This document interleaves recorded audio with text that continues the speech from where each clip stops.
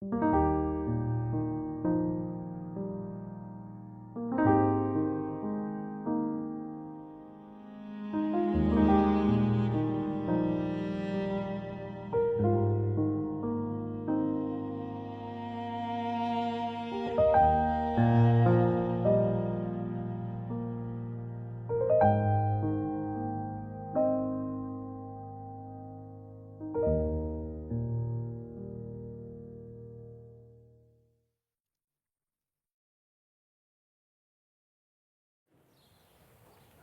can a relationship not be personal?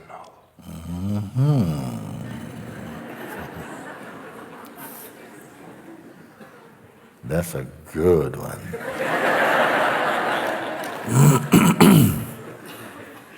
Let's start a little bit back from that, because you say, how can relationship not be personal? Well, life takes care of that, because is it possible that in your freedom, do you stop being a father, for instance, or a mother? Do you become less? Do you stop feeling hungry? Do you lose appetite for everything, including food? It could happen, but largely that's not the case. So what life teaches us is that with all of this, this love, this universal love or universalization of love and peace and joy, and it is great that we have relatives. It is great that you have a partner. It is great, because if you didn't, you may just think, yeah, I'm not attached to anything. But then you see, okay, but there's your family. Does it stand in the way of your awakening? There's, we talk, before we go to the relationship between intimate partners, let's just start other forms of relationships also. With your workplace, with your friends, does it make a tremendous difference? In some case, you may find people who were your friends, they don't feel so comfortable with you. Like they're coming less around. That may happen, not necessarily.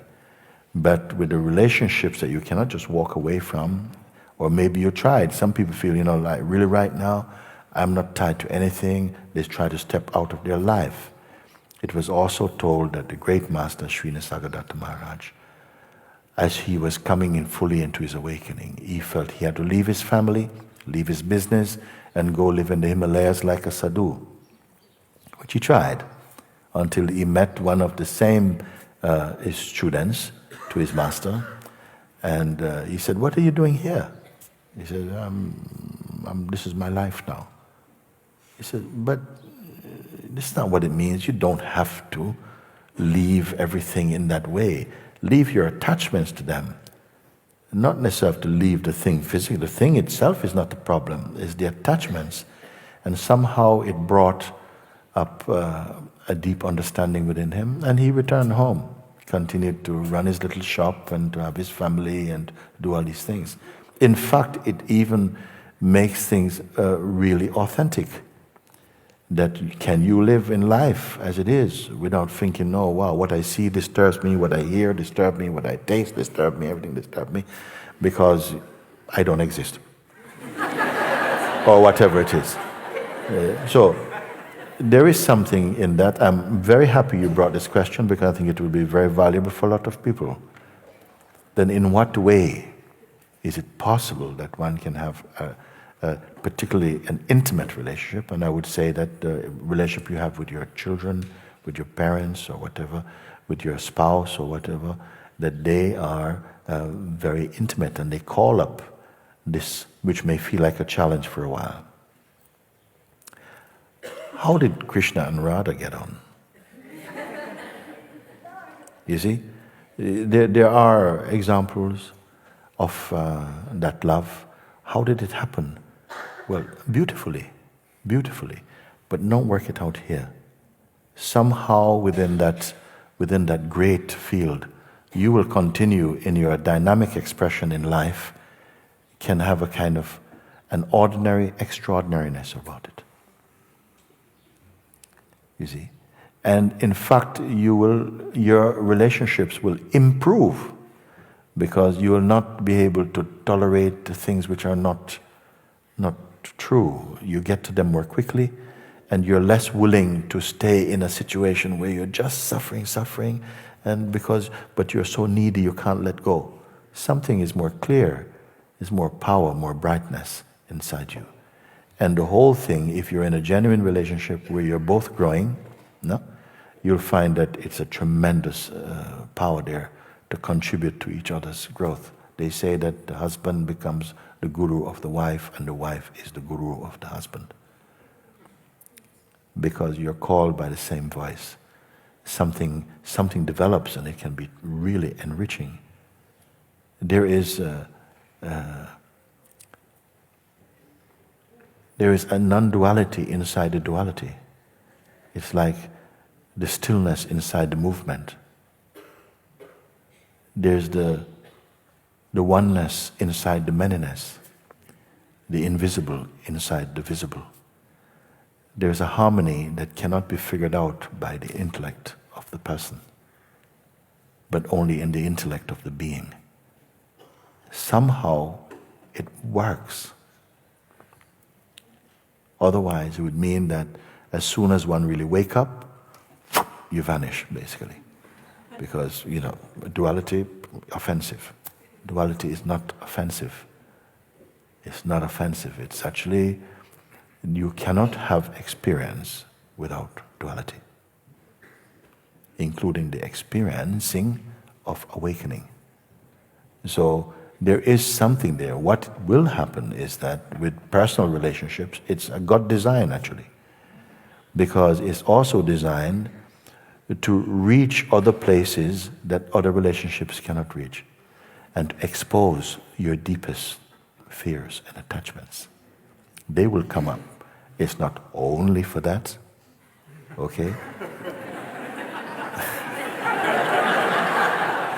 It can feel like it's primarily for that, but it will show, because, if you are by yourself in that kind of way, you can say, well, yeah, nothing challenges this. But in relationships, in that, especially intimate relationships, often trigger in the human being where our hidden dreams are still alive. Our projections, our, design a relationship fantasies are still alive. Our tendency to project or to control is still alive. And it will bring them up to the surface for them to be, just like if you have an earthquake at the bottom of the ocean, a lot of bubbles come up. They don't go down. They come up, they touch the surface, they pop and disappear. And in the same way, it will happen and can happen. It doesn't always happen.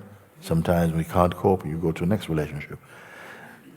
But it brings up things that if you are genuinely in search of truth, it will bring those up to the surface. There's something beautiful about love. There's a peace about love. There's a more space for tolerance and for introspecting, because it will provoke those tendencies. Those tendencies may be latent in the person who is just by themselves also. Does not mean that you should go find a relationship to find them. Everything has its season. If you're by yourself, you can't find a partner right now, try and find the gift of being alone. Because when you find a partner, you're going to wish, oh my God. I did have those days when I was really, you see? So learn to value all the different stages that life brings, you see? And don't try to be perfect in your role, in the sense of the human personal role. Don't try to be perfect. There are no perfect personalities, even amongst the sages. Okay? And you will also experience in life that you can try to do the best you can, and somebody will just hate you, basically, Like Christ said, they hate me for no reason. Don't think that being a nice person is going to secure people liking you like this. There's no single being who is ever loved by everyone, including God. Okay? So just be true inside. And you have discovered, for me, the most important discovery in the human kingdom. You're discovering your is-ness, which has taken us out of the forest of confusion and conflict and thisness and thatness and selfishness, and to be identified with that. When we didn't know better, we were swimming in our mud stream. And now you're again in the expansiveness of being. You don't have to scratch your head so much about life. Ramakrishna said something very beautiful. He said, the mind is like a stream, a very shallow stream, with mud very close to the surface. If you wish to drink clean water, scoop lightly. Go too deep and everything becomes mud. And when we are functioning from the person, mud is very close to the surface. We are very protective because we feel vulnerable. The state of personhood is easily vulnerable and selfish. As you come back into the immensity of being, those personal things within yourself and subsequently in the apparent selves of others become less irritating for you, less of a fighting point for you. You're back in your globality, you're back in the wider love. You're not perceiving so personally. So back to the question again, where's the place for that intimate relationships? In freedom. Does it mean that we should all leave home and go off as sadhus and live in caves and things like that, or whatever, live by yourself now because it's just impossible to live with someone? If it is impossible to live with people when you're free, unless it is your parabdha karma, which means that it's just what is designed for your life now. Some people, it is fine to be alone. You don't have to have a partner, you see. If you feel happy on your own, there's absolutely nothing wrong with that. Beautiful. If you find that you cannot stick in one place, you keep moving about, for a while, that is how your life will feel. I can only recommend that you discover, and through the invitation, this vastness within yourself. And that includes, it's not exclusive, it's all inclusive, includes all of life, but seen from a new perspective. So it is possible, very much, and can be a beautifying and enriching. It can be also an avenue through which greater love and greater understanding, maybe just through the way in which you interact and grow in your relationship, may actually open up your mind and heart to the wider field, that there's a love in you that is capable of embracing the entire universe, in fact. These words are not too big for you when you hear them inside the is-ness. If you hear them as a person, you think, whoa, that's whoa. Of course, from the sense of a person, you may say, it has been written in the scriptures, love your neighbor as yourself. Love the Lord your God with all your heart, your mind, your soul, and your strength. And love your neighbor as your own self is the two greatest commandments. It was said in the words of Jesus Christ. And people I try to love everybody. I'm largely successful. My neighbor next door, I can't fit them in. And if you love from this personal, try to love. It is impossible if you're trying to love from your person. But if you discover the love that arises and that is inherent in beingness, in the is-ness, it is not personal. When it's not personal, it flows beautifully. Is it possible to have a relationship without attachments? It's challenging. It is challenging. It is even said that a sage once had a son, and somehow he sent his own son to another sage for him to recognize. Because of the relationship, the son could not appreciate the father as being a sage.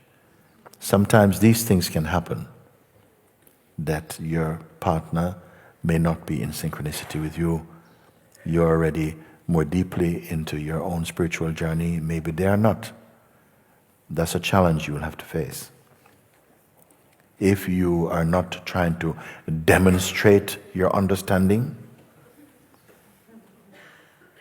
and you can come from understanding, it is possible to be in relationships where you're very different in your outlook and you meet in a common ground of love. There are relationships right now that I know that are flowing sometimes even better than people who are in the same together, you see. Life, it cannot be figured out. You cannot fit it in any mode. It will just, every time you think, I got it, it will put a custard pie in your face. It will do it. So largely we are talking about the relative, and we are trying to speak as though there's an absolute in the relative, and the life is showing you, no. Don't go so tightly into form. Stay in your formlessness. You can use every concept if you don't lock them tight. There must be space that things can change. Things can change. Some people feel that the more tight they hold onto their concepts, the more established and more dependable they can be. That's a falseness. Concepts, they come and go, like the clouds come and go. There are some things that they help you to see much more deeply into the nature of the self. Make use of them, but don't make any tattoos out of any particular teaching. Make use of the teaching, find what it's pointing to, or discard it if it doesn't resonate deep within your heart. Leave it alone. But don't leave anything in spite. Beware of cynicism.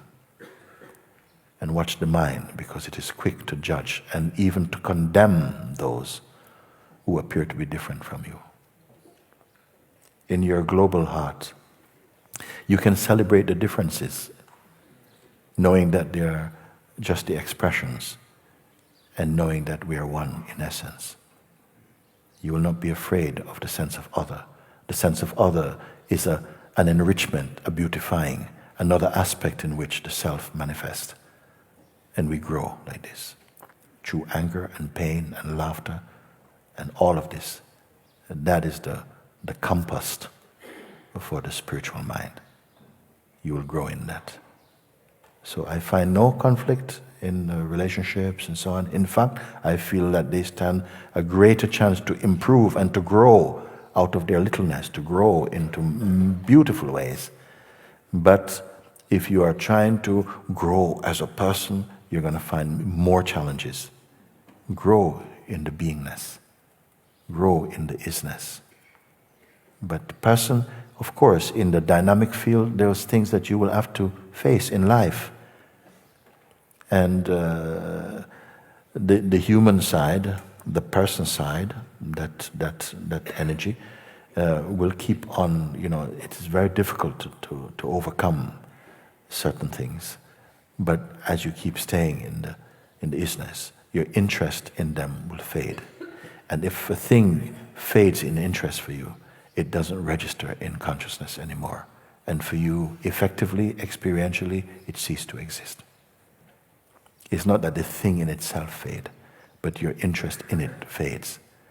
And the most powerful thing that can happen in you towards what I would call these mind attacks is that the mind becomes, in its psychological expression, becomes insignificant for you. Its voice, its attractions become insignificant for you because you've found a greater thing. You've found a space of being. So we don't have to try and be perfect, but honor the truth in your heart. That is already a kind of perfect thing. Thank you. Very good.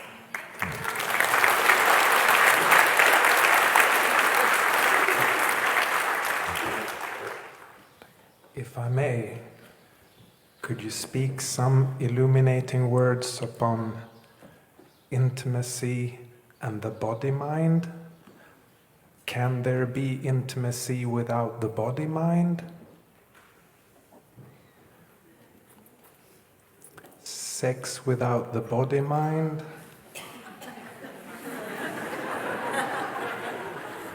Can be nicer. Why not? When all the things, if we put them also in the realm of the senses and sensations and so on, when you wake up, do you less enjoy eating? Do you less enjoy the things of life? It can be there, but the obsessions go, the neediness go.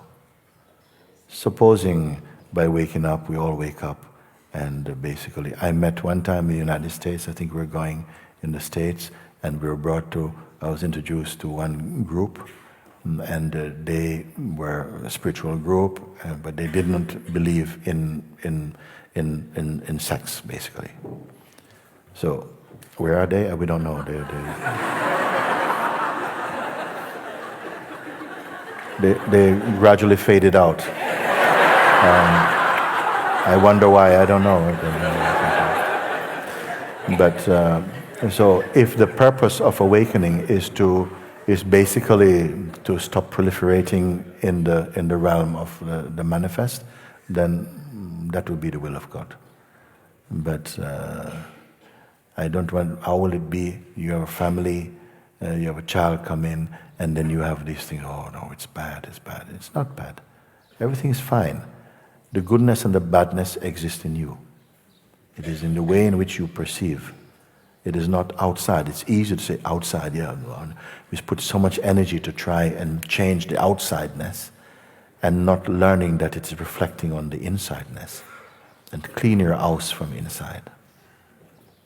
As the Lord said himself, don't keep saying, to people, oh, let me take the dirt from your eye. First, while you yourself has big dirt in your own eye. So remove the dirt from your own eyes. And you'll be seeing clearly enough to see if there's dirt in the other's eye. And so like this. So it is like that. I find no fault. You see.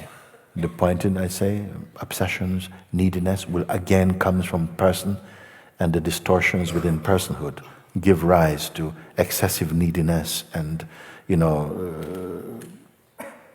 addictions and all of these things, which don't beautify.